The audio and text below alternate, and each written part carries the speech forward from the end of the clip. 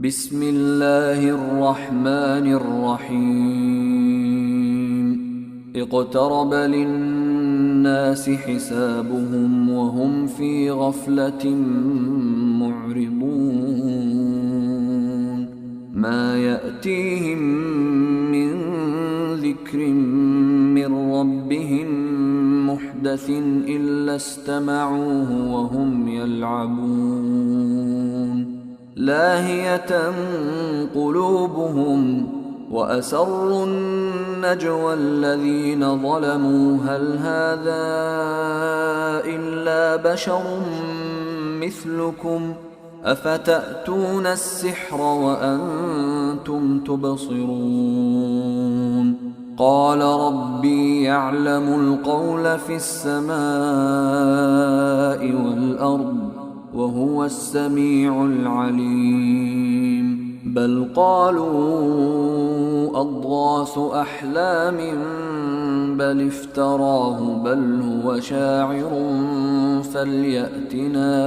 فليأتنا بآية كما أرسل الأولون ما آمنت قبلهم من قرية أهلكناها أفهم يؤمنون وما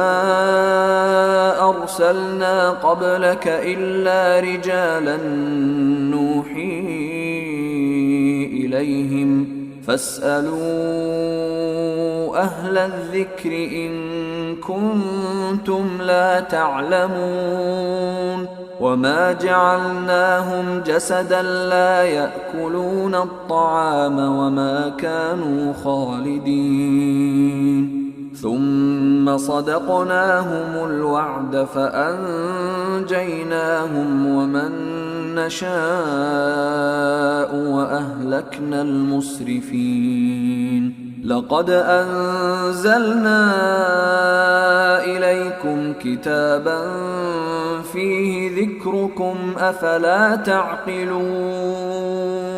وكم قصمنا من قرية كانت ظالمة وأنشأنا بعدها قوما آخرين فلما أحسوا بأسنا إذا هم منها يركضون لا تركضوا وارجعوا إلى ما أترفتم فيه ومساكنكم لعلكم تسألون قالوا يا ويلنا إنا كنا ظالمين فما زالت تلك دعواهم حتى جعلناهم حصيدا خامدين وما خلقنا السماء والأرض وما بينهما لاعبين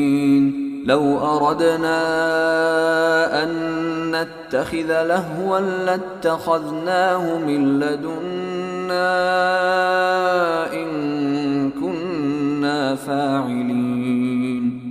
بل نقذف بالحق على الباطل فيدمغه فإذا هو زاهق ولكم الويل مما تصفون وله من في السماوات والأرض ومن عنده لا يستكبرون عن عبادته ولا يستحسرون يسبحون الليل والنهار لا يفترون أم اتخذوا آلهة من الأرض هم ينشرون لو كان فيهما آلهة إلا الله لفسدتا فسبحان الله رب العرش عما يصفون لا يسأل عما يفعل وهم يسألون أم اتخذوا من دونه آلهة قل هاتوا برهانكم هذا ذكر من معي وذكر من قبلي بل أكثرهم لا يعلمون الحق فهم